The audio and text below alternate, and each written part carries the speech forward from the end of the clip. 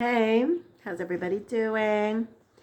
I want to talk about two things today: sefirat haomer and Parashat Kedoshim. We are learning Parashat Kedoshim. We are going through the parsha. The parsha is Parashat Kedoshim. Kedoshim actually means holy, or be holy. Kedoshim to you, as a people, we need to be holy. And it's always a question for me, like, what does that mean? How do we be holy? And it's funny because I didn't realize it actually says in the pasuk, the first pasuk of the Torah. First of all, it says, "Speak to all the congregation of Israel, el kol adat bnei Israel, kedoshim to you. You should be holy, ki kadosh ani Hashem Elokechem, because I am holy, and I am your God." So Netivat Shalom, first of all, Netivat Shalom just happens to bring the Midrash, which I really should know myself already. It's probably in Rashi, that says, Yachol Kamoni, Kedoshim to you. Yachol Kamoni, could it be that you should be as holy as I am? What does it mean to be holy? I'm asking you guys to be holy. Could it be that I'm asking you to be holy like me? Yachol Kamoni? Ella, no, don't worry. Kedushati lemala mikdushatchem. You should be holy, but my holiness is greater or higher than your holiness. So that's such a strange, like, back and forth, like, questions and answers. Like, what kind of bizarre question is that? Like, of course we don't think that we're supposed to be as holy as Hashem. We're finite. How can we be as holy as Hashem? We can't be as anything as Hashem, right? Like, no, that's not even a word. How could that even be? Like, why could we compare ourselves to Hashem? Could it be that you should be like me? Like, we are your creations. How could we be like you? It's not even a possibility. So what does that even mean? But it does reflect or relate to the question of what is holiness? Can a human being even be holy? Because I am holy. Ki kadosh ani Hashem Elokechem, says Hashem. I am your God and I am holy. So Netivat Shalom says something very, very nice and very important to remember. That Kedusha does not mean to sit on a high mountaintop and meditate all day, or to be completely removed from this world. That is not the Jewish view of holiness. That could be maybe some Christian view, some Hindu view, I don't know what, Buddhist view, but it's certainly not the Jewish view. The Jewish view of holiness, says Netivat Shalom, is Hashem is saying, don't even think about being holy like me. I have a different kind of holiness. I have a holiness that's removed from the physical. I am infinite, says Hashem. I am the Lord your God. I am Hashem. Like, don't even think about that kind of holiness. That's not the holiness that I'm talking about. What I'm talking about is to bring meaning and purpose and spirituality into your world. And says Netivat Shalom, אין פירוש קדושה להתנער לגמרי מהעולם הזה. We don't expect you to completely remove yourself from this world. לפרוש מכל ענייני העולם, to remove yourself, to pull away from, to separate yourself from all the world, like the worldly things. שלא יאכל ולא ישתה ולא יבנה בית. We're not asking you to not eat, not drink, not have a home, not have a wife, not have relations. No, that's not what we're expecting. אלא רצון השם הוא שאת מצוות קדושים תהיו יקיים יהודי בתוך העולם הזה.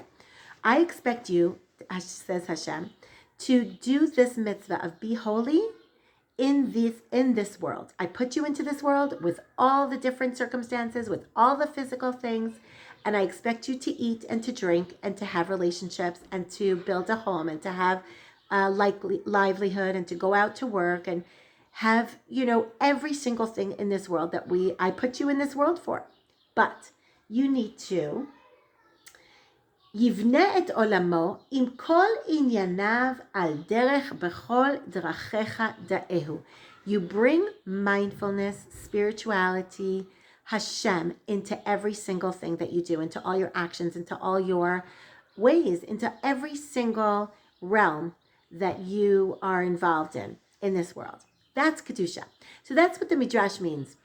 Could it be that I'm asking you to be my kind of holy, says Hashem? No, I am the Lord your God. I'm Hashem. Like, don't even think about that.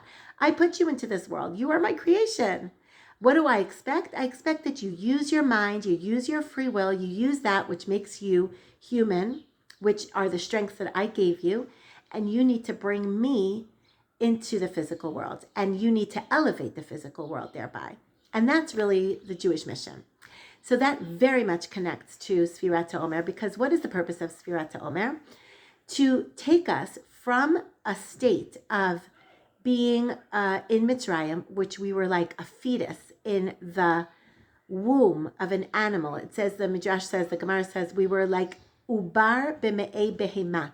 We weren't even like a fetus in a human womb. We were in a fetus in an animal womb. We had no entity. We had no identity. We were not even coming close to being a human being, because we were so enmeshed in that society. We were so assimilated, and so like, it was no fault of ours, because we were put into that society and we were enslaved for 210 years. So nobody can blame us, but it's just the state that we were in. We had no ability to think. We had no ability to make real choices. So the process of coming out of that in Mitzrayim, the first day of Pesach, we came out of that Seder night, and then we start the counting. We start this process where we go from an animal, and that is the Korban haomer. The day after Pesach, the day after the first night of Pesach, we bring an offering called Korban haomer, which I'll talk about in a minute.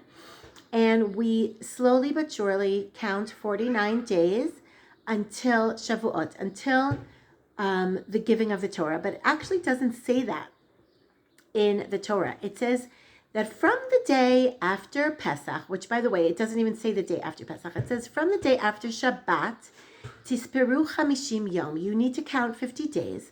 And on the 50th day, you bring mincha chadasha Hashem. You bring a new offering.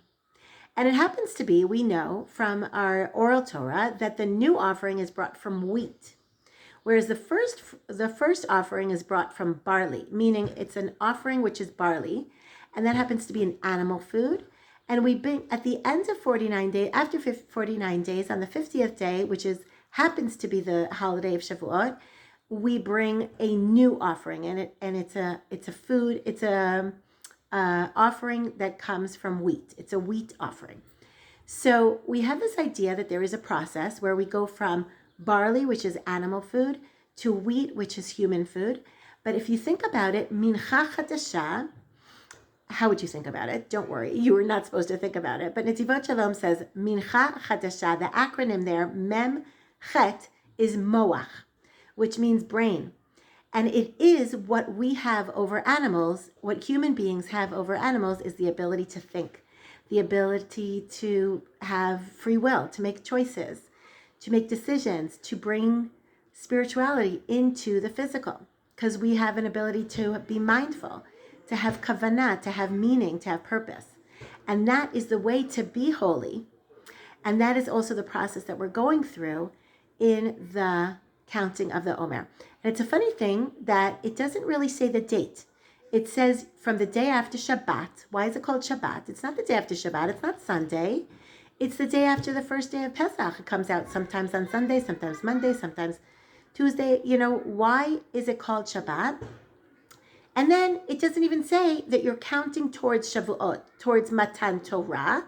It just says, Tisperu 50 yom. You count 50 days.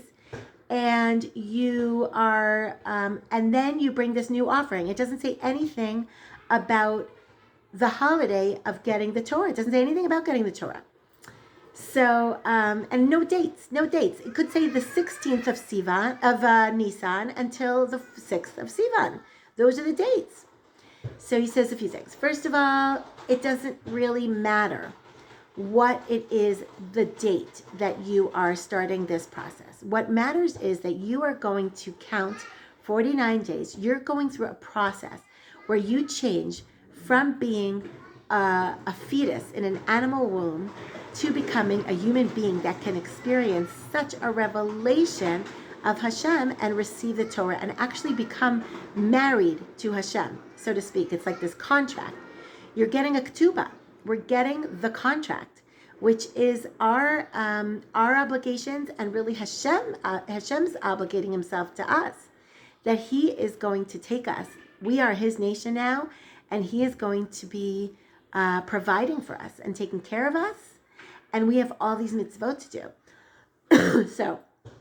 So this is a marriage between us and Hashem, and during these 49 days, it's interesting. He also brings a beautiful idea of how to reach that, or what is this process. And he brings two things. He says 49 is the gematria of the words Lev Tov, a good heart. Lev Tov. You can take out your calculators and you could do the gematria. And it's also El Chai, the living God. A good heart and the living God. And if you think about it, these two aspects, Lev Tov and the living God, kind of encapsulate Judaism, because Lev Tov is all our midot, all our character traits, all our bein adam lechaveiro, between man and man, right? Because that's really what it's all about. It's about, developing a Lev Tov, a good heart. I need to think about another person, and how do I behave towards that person? All the midot that we go through during this process, the 49 days, which are really 7 weeks, and each week has 7 days, so it's 7 times 7. They go through all the midot, which we'll talk about another time, the different midot that we need to develop, the different qualities, the different virtues, the different traits that we need to develop during these days and really work on, and all the intricacies and the details and the chesed shebegvura. We'll talk about another time. Chesed and strength, the chesed that's in the strength that's in the chesed, and all the permutations of all those midot. And El Chai means the living God, which we also have to work on within our observance, which is mitzvot bein adam lamakom. We are observing the connection between us and Hashem, the living God. So if we work on those two aspects of ourselves, we're really using our moach, mincha chadasha, which is the acronym for moach, which is a brain. We're using our brain, we're working on ourselves, we're taking that faculty of a human being that we were given when we were created, and we're using it to become spiritual, elevated, holy human beings. So that's the process, and it doesn't really matter what the dates are. It matters the process, what you put into it, okay?